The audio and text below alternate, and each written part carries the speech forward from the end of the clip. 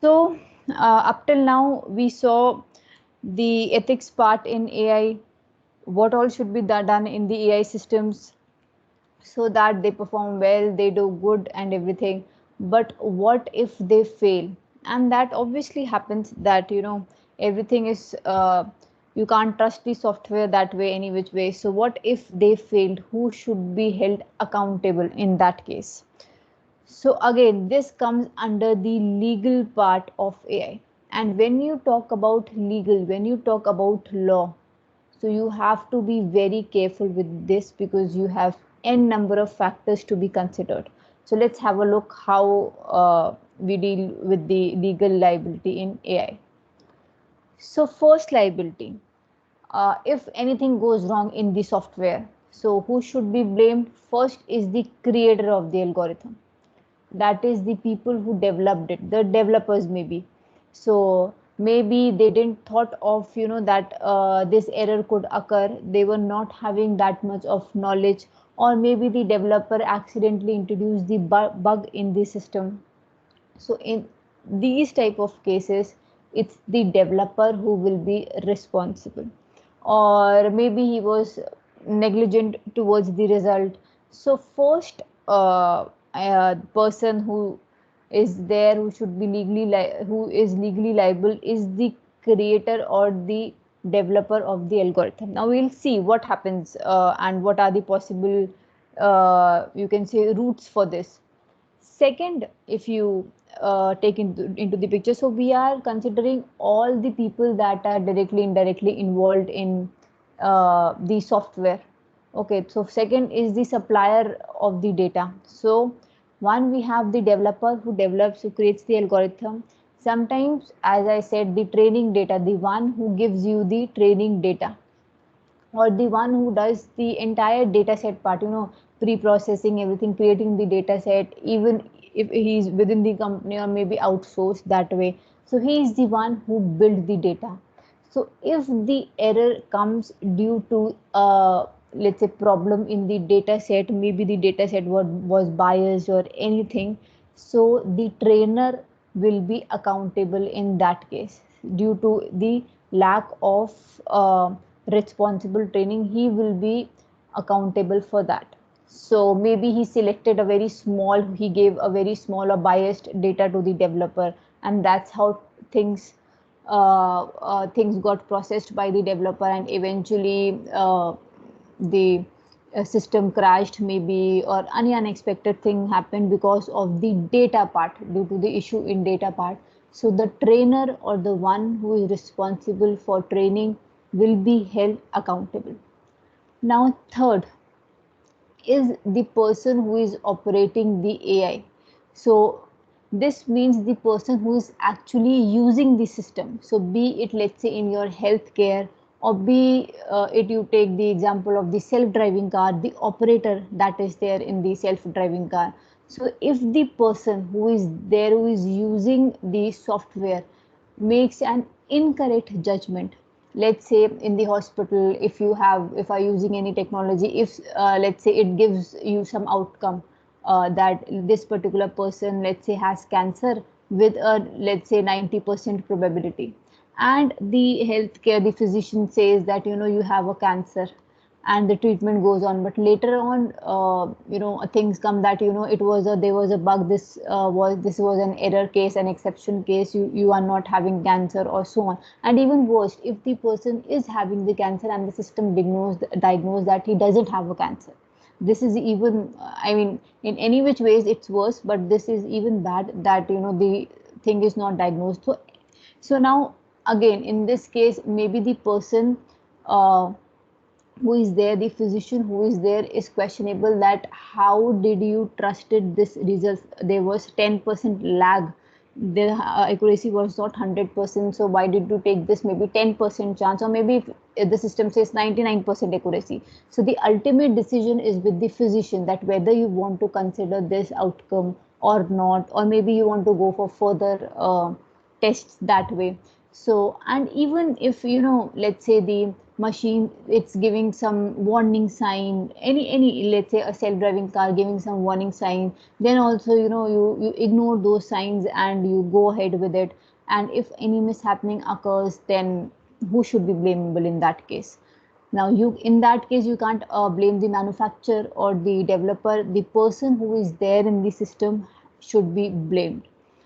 But so yeah, this was the example. Like suppose we in like we drive cars and we see the low oil sign on the dashboard, but still sometimes we try, we take a risk that no, it will run, it will run, our car will we will be able to take this car for, let's say, this much kilometer more. So we are ignoring the that warning signal. And sometimes based on maybe our experience and all, things are good. I mean, the car, the decision which we made was good enough in that case. Sometimes even if we ignore the any warning signs, but sometimes the decisions which we make by ignoring the warning signs may not always be correct or acceptable. So again, this is also one of the concern, that the person who is operating the AI system can also be held accountable. So although it looks a bit clear that any manufacturing defect or anything, so in that case the producer, the company, that will be responsible. Any malicious actions that is done by operator, or you deliberately change or tweak the system something, so the end user will be responsible. Everything looks sorted. However, this is law, and not only law for the AI system is undefined, or not, you can't say undefined, but it has different roots. Law in each and every domain can have different roots and different parts. This we know. That's why we have lawyers with us, right? They can turn around any case in any direction that way, because you have many, that's what is their job. They try to find the loopholes in the situation, in the things, and they try to grab those loopholes and come up with the solutions, and that's how they defend the cases that way.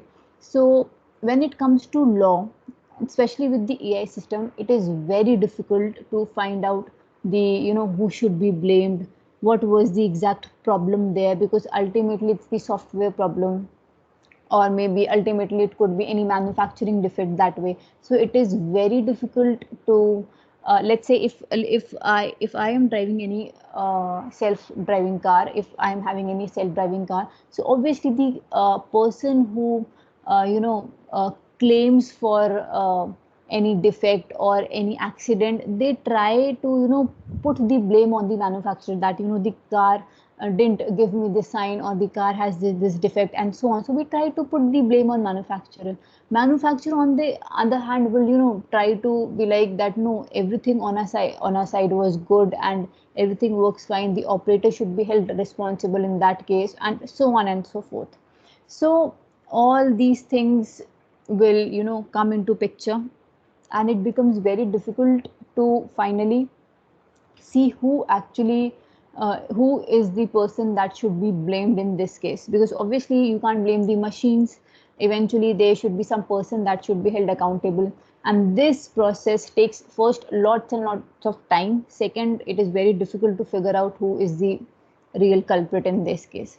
So, like for example, let's say if I have to prove that the product did not work according to the specification, any product I've just purchased. So in that case, you have to see that there is no problem in the system that I have done.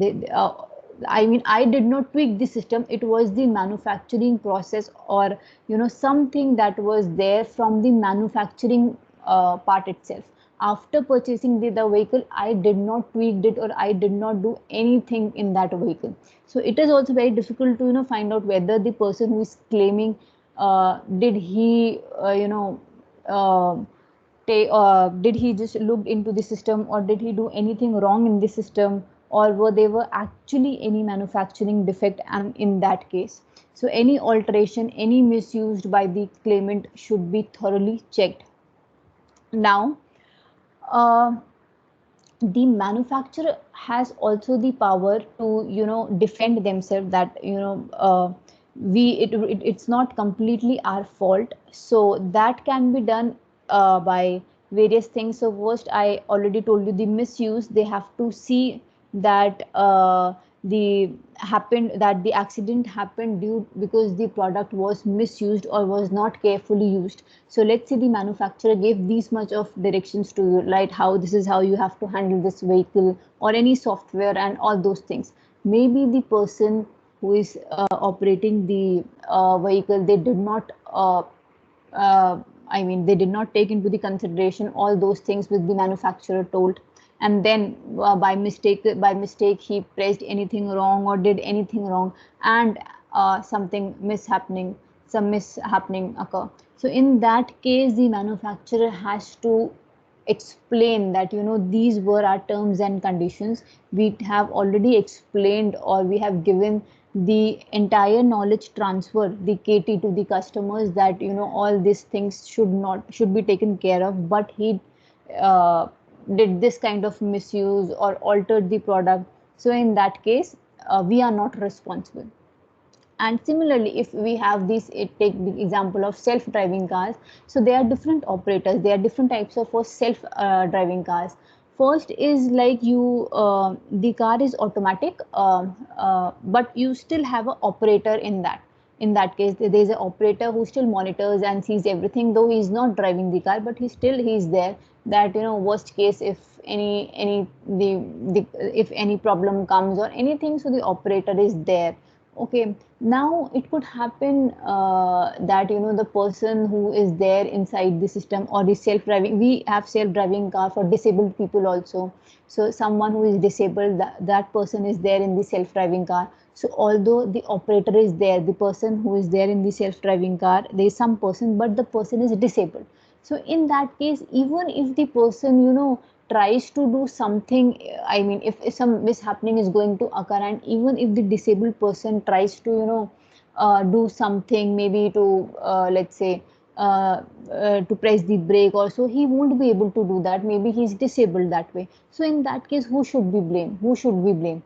The car, the manufacturer, or the disabled person? You can't expect the disabled person to, let's say, be, take care of all these things. So again, everything, they, in every case, there are, many paths and many routes that way.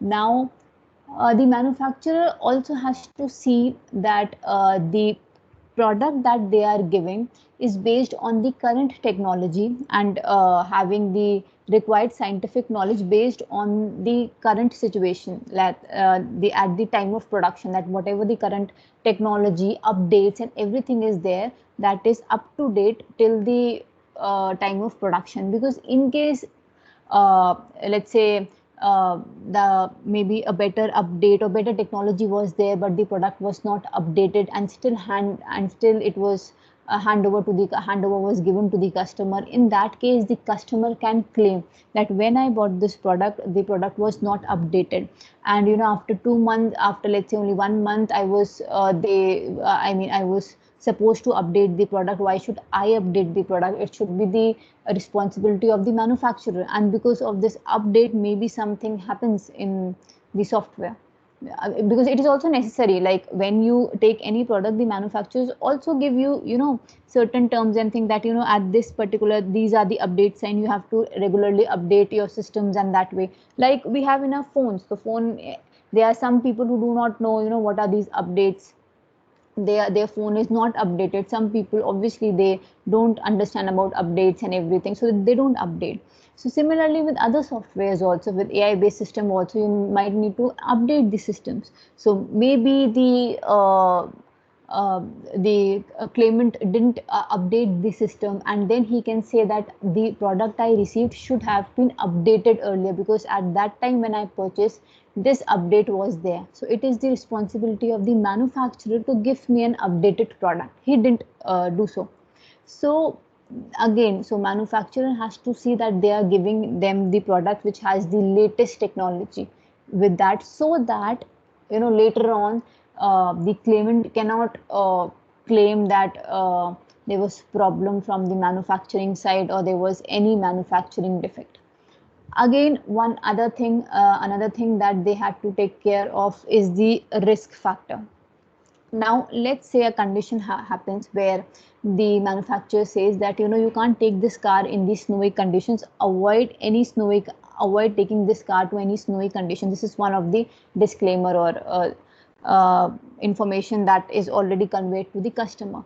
But again, let's say the customer is driving on road, and let's say suddenly, you know, it's suddenly snow starts during the trip maybe. So in I mean, in countries like maybe UK and all, there's snow in UK, and even in US, that way the weather is there. There is snow. Suddenly, the snow starts during the trip. So on their road there is snow, and everywhere there is snow. And so in that case, who should be held accountable? Let's say the, you know, the weather is good and everything is fine, but then again suddenly the snow starts during the trip. Now maybe the vehicle is there's some problem in the vehicle or something happens. Then in that case, who should be held responsible? Because manufacturer told that, you know, we do not take the responsibility of this vehicle when there is snowy condition, because we have already told that person do not take this vehicle during these snowy conditions. But the consumer can say that, no, I didn't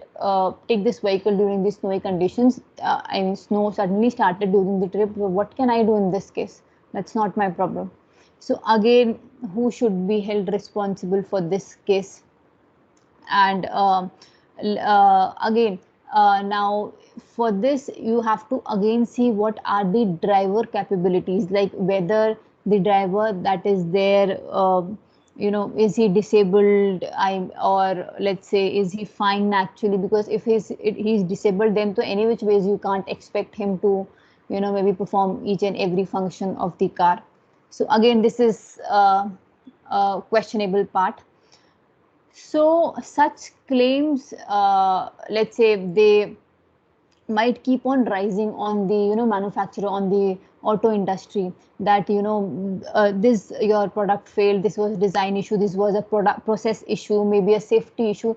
All these things can you come up, because obviously the consumer, why would they take the blame for it?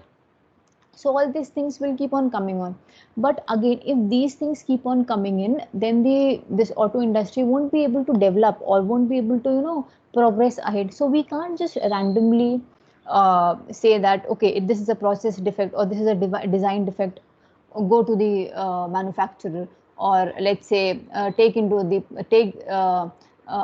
the manufacturer to, you know, give the money and all those things. So we can't always do that. So one more entity which is very important in this case is the insurance liability, the insurance entity, where which is very common nowadays. However, for the insurance company also, it becomes very difficult to, you know, first what all policies they should come up with, so that I mean, they are not overcharged or overpaid, because obviously accidents and everything will definitely be there with the car. But what all you can say liability the insurance company will have, that will also change with time, because the technology and everything is changing with time. So the insurance people also, they are coming with different plans, so that it, you know, everything, it can't have, it can't be like, you know, the vehicle there is accident or so. And even the third party insurance, that way they can't always give the third party insurance. So they have to come up with different plans and different strategy to keep themselves updated with these latest developments in the AI part. So they have come up with, you know, pay as you drive kind of insurance policy, or they say they first try and see how is the what I mean, whether the driver is disabled or not, or who is the operator in this case, what is the driving capability of the operator. So they take that test, and based on entire their calculation and everything, they can say, okay, this person is maybe a good driver, we can handle, we can give him this much amount of insurance, you know, we can offer him this much amount of insurance. This person is not so good in so good in driving, and, you know, it might happen that he'll be responsible for many accidents and so on. So they can offer them some other kind of maybe insurance policies, and so on. So they also test the driver in the real time to determine the appropriate prices, because again many things can also, there are many challenges for them that can occur due to this new technology. For example, the cyber attacks, or let's say if cyber attacks, they are very common. So let's say maybe there is some attack, let's say sensor attacked with the beam of lights, or maybe say the object detection system in the self-driving car that got tweaked, or some attack tweak that object detection system, and the car is not able to figure out that who is the pedestrian, or maybe where are the roads or where are the objects. They are not able to figure out, and suddenly there are accidents and everything, failures. So in that case, again, this is an attack. So how the insurance company will deal with all those changes? So again, with the software part, when it comes to software part, so determining the risk and evaluating the liability becomes very difficult for every entity that is involved. So for them also there are many risks. And let's say nowadays the adversarial machine learning attacks are so common. So how the insurance company will deal with these attacks? Because eventually all this attack will, let's say, damage the maybe product or maybe the lives and everything. So I mean, at the end of the day, insurance company and the door of insurance companies will be knocked. So how will they handle everything? Did they encounter the cyber attack, or took into the consideration what are the cyber attacks, and then they came up with the policy or not? So this is also one of the important thing. Then they also know that manufacturer and everything, they will try to shift the legal or financial burden to other entities. Similarly, customer will be able to shift the burden on manufacturer. So it is very important to identify the customer, the right customer and the right type of business for them. So identifying the customer is also a very important challenge. And obviously with this these new technology, there will be certain gray areas also. Certain gray areas where maybe there could be gray areas where, or some incident which no one ever thought of, that oh, what if this thing maybe is there. So again, any situation can come up, so there might be no rules and regulations defined for that particular situation. So how to handle those kind of gray areas, first identify those kind of gray areas in the system, because you can't just come up with each and every scenario in your policies. Because they are software, you don't know how they will behave, what I mean defect they can have. And then again, suddenly some new problem comes up to them, so how are they able to handle it? So first they have to figure out what was the exact problem, who should be then blamed, how much amount should be claimed, how much amount should be given. So everything is they have to take care of each and everything that way to be very sure. Then again, pricing, they have to give the pricing according to the weather conditions. Maybe this already I have told you, weather conditions, hacking. So the snowy example which I told you, that the suddenly it starts snowing. So in that case, the weather conditions needs to be blamed. Who should be blamed? Hacking and everything is there. So who should be blamed eventually? Like recently there was a attack with the BMW cars that way. So the cars got unlocked. So there is a system in the self-driving cars, I think, that what happens if the cars get locked and the driver or operator is outside the car. So there is a mechanism that they can call maybe some customer care or so, and then I mean from their phones itself they can just unlock the cars. But those were being hacked, and suddenly all the cars got unlocked that way. So again, if the cars automatically get unlocked, then anyone can use them, or maybe do any kind of stuff with them. So this was a hacking, a major cyber attack on the BMW cars, that eventually they saw many cars were automatically locked that way. So there was some issue in their system. Then later on they realized that what is the gray area in their software, and then they try to figure out how to improve all those things that way. So again, hacking and everything, all these things will be there. Some uh, unplanned situations, unplanned accidents, everything will always be there. So how to handle all these things? So the autonomous vehicles, normally the vehicles, they are divided into different levels. So broadly, the level from level 0 to 2, they are fully operated by the operator. This is the level of automation. So they are not automated from level 0 to 2, they are fully controlled by the operator. For levels 3 to 4, they have both. They have operator also, and they have the manual also. So when the manual, I mean, whenever you want to switch to the operator mode, they will automatically switch to the operator mode, and you can you can take over the car. And then level 5, at level 5 we have the fully autonomous car, that is driverless cars, where no human intervention is required. Now, again, for each and every level, you have to come up with different policies, with different plans. There can be different scenarios with each and every level. So you have to take care of each and every level when designing any laws that way.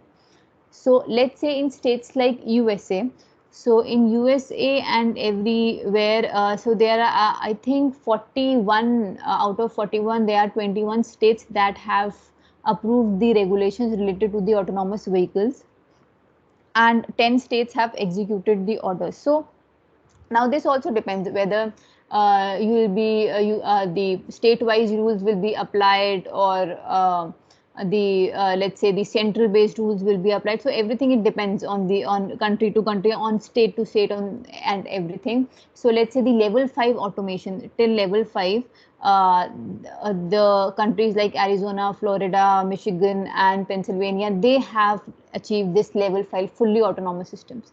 Other states, they have not gone into the fully autonomous system. In US also, only some 3 4 states that way, they are they have asked the systems to, like the Uber have their offices, main office at San Francisco. So they have asked that particular city to, please let us uh, give this please ask, they have asked that, can we just go ahead with this driverless level 5 autonomous systems, so that let's say in these topmost cities, they can at least, try this level 5 automation, that whether they are able to fully they can able to execute this fully autonomous cars on their roads or not. So not in every city, obviously, that way we have the level 5, because this is very risky that way. But in some of the cities, we do have the level 5 autonomous vehicles. However, so okay, this case, there's one case study also, this will come later. So okay, so again, this I've already told, that with different cities, different states, you have different liabilities, and different laws are there everywhere in different cities. So there was one case study. Yes. So okay. So this is the okay. So this was just a summary that who should be held accountable that way. Then I quickly move to the real life one example. So this was like who should be held accountable. One is the manufacturer, like, but you again, the problem is you can't guarantee, or you can't say that, you are required to design 100% safe vehicles. You can't guarantee that way, that, our product, our software is 100% safe. This is very difficult for even the manufacturer to claim. So this strict liability is very difficult for the manufacturers to achieve. So for this, like, some company CEOs, like let's say Google, Mercedes Benz, they have said that, the manufacturer should be strictly and fully liable. They should be able to, build system that should be 100% safe. But again, some CEOs, like the Tesla CEO, he said that, the Otis. So Otis is an elevator company. So the elevators which you use, they are mostly, they are from the Otis company. It's a very famous elevator company all around the world. They sell their elevators. So they say that this company, they do not take the responsibility for the failure of all the elevators that are there all around the world. So they do not take that responsibility. So how you can say that, we should be able to take responsibility for all the accidents that are happening due to the driverless, due to this autonomous vehicle? Maybe in, let's say in another maybe few years, the driverless vehicles will be there in many more countries that way. So how do you say that, we'll be responsible for every driving accident that are happening all around the world? And not only that, the accidents do happen even when, when humans drive. Okay, so in that case, because we have humans, in that case the situation is pretty simple. That's the human, they are humans that are driving the car, so the situation is not so complex that way. But still the accidents do happen. So why are we, doing saying these things, that, manufacturers should guarantee 100% safe system, and they should be liable for each and every accident that is there, uh, each and every accident, or for each and every failure. So again, this is the problem when you say that, you should make the manufacturer fully liable, that case. Now how can you again say that operator is liable, in which particular situation he should be liable that way? What if and on what ground you can say that, operator is negligent or not? So there may be situations like, maybe an operator wants to intervene, or operator tries to intervene, and it further worst, and he has further worsened the situation that way. So in that case, the, intervention by the operator has further made the situation bad. So in that case, what do you think, the operator should be liable, or whether you, or in which condition you say that the operator should intervene in that way?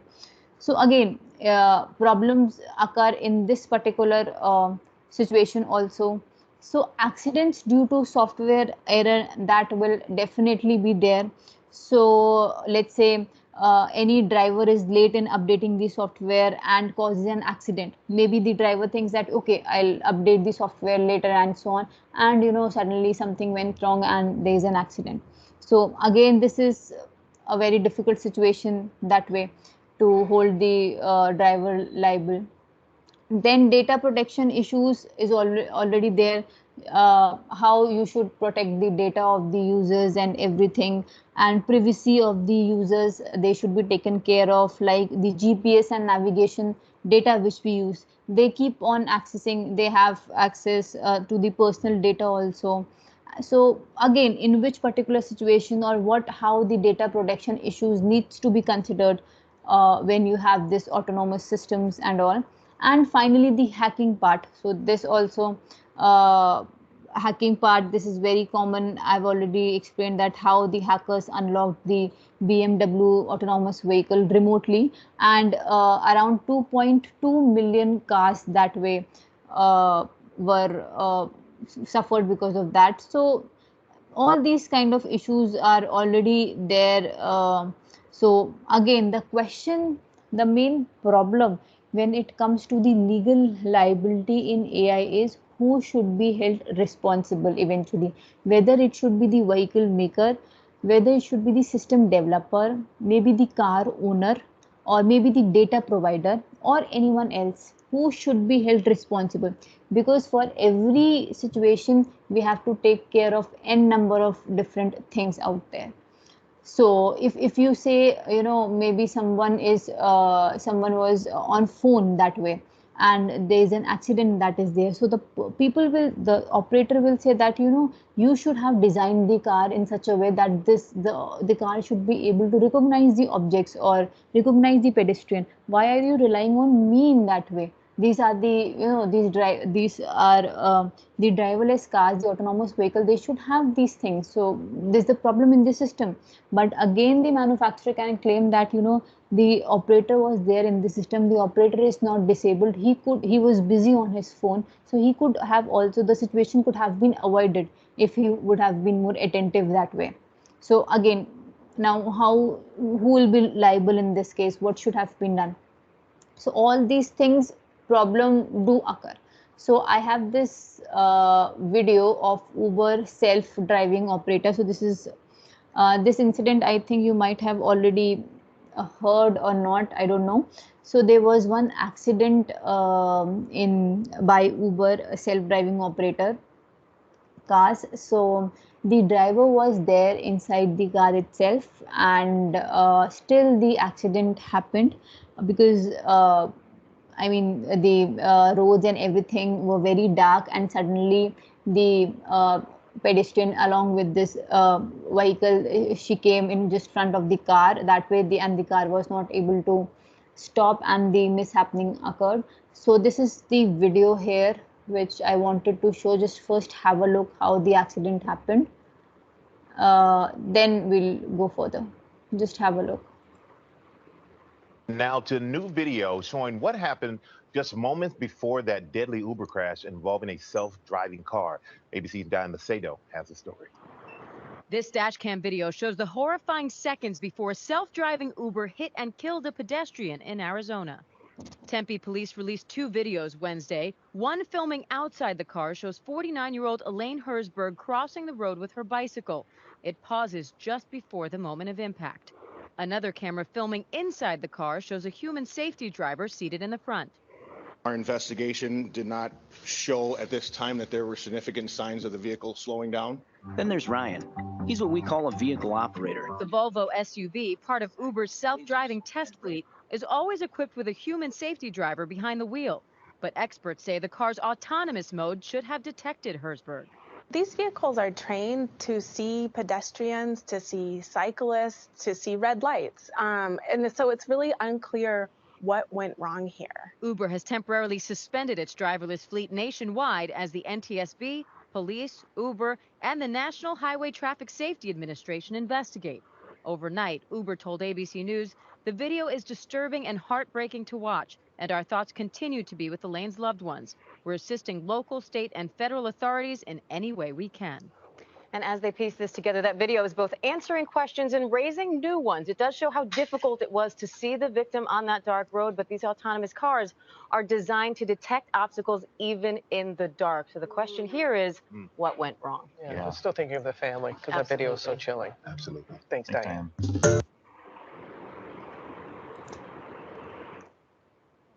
So this was the incident here. So again, as they said that the vehicle is designed in such a way that it should be able to detect that the pedestrian, the objects that way, but it didn't stop that way. So it didn't responded the way it should have responded. So again, what went wrong was unclear, and who should be blamed in this case? Now, when the proceedings and everything was, entire investigation was there, so they came to know that, so okay, these all are the just things. So Ellen Herzberg, age 49, was hit by the car, and investigators said that the car safety driver was there. Okay, so it was during the investigation, it came up that the driver was busy on a TV show. So the driver was busy on watching a TV show at that particular time. So entire, let's say, records of everything was extracted from her phone that way, and it was seen that this accident should have been could have been avoided if the driver was more attentive that way. So in this particular case, although Uber did not face any criminal charges that way, through entire investigation and everything, the blame was there on the operator that is there inside the system. So Uber did not face any criminal charges that way. However, the reputation and everything of our Uber went for a sake, because now people, at this particular time, many companies like Google and so on, they were ready, and they were having lots and lots of, you can say, research in the area of this autonomous driving and everything. But due to this accident, their confidence went for a six that way. And the entire, and the Uber, they suspended their operations in I think Arizona. In Arizona, this incident happened. So Arizona banned the this autonomous vehicle and everything in their particular state. So entire everything was halted in that particular, because this incident was highlighted very badly. And Uber was again everything, everyone just was bashing the company, because the car should have detected the let's say object even when it's dark. So everything was there. The company also couldn't find out that what went exactly wrong in this particular case. However, because the operator was busy streaming and busy on the TV show, that's why things didn't entirely came up on the company that way. Now, so this was some of the you can say explanations and ideas by different people. Like he was saying that at that particular time, not only Uber halted their testing programs, even Google and the Chinese tech giant Baidu, they were also coming up with the robot taxis that way. But they also partially halted everything, because suddenly there was a setback and their confidence went for a 6 in this particular case. So again, for many years, I think for many months, that with this, even the case. So if you have a case also, so the worst part is, even if there is a case or anything that is going on, it takes lots and lots of time. So in countries like, even obviously in US and all, so the entire case got solved in 7-8 months by doing entire investigation and everything. Though people had different views that way, that it's Uber should be held responsible for this and everything.